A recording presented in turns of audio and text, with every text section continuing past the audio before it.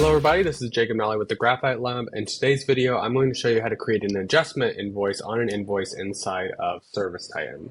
So you need to make an invoice adjustment. You've exported an invoice over to QuickBooks and something was wrong. Maybe it was the payment was incorrect, or maybe there was an incorrect amount on the invoice and you need to make some kind of an adjustment. Or maybe you need to do a refund, etc.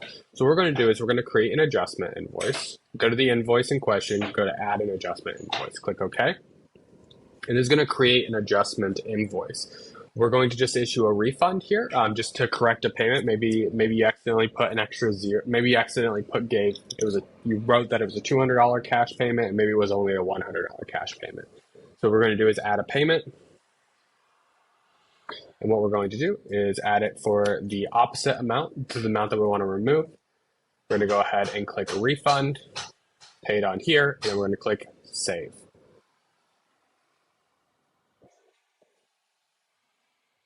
Basically, once it's created, this will create that refund event and correct any mistake that you had on the original invoice.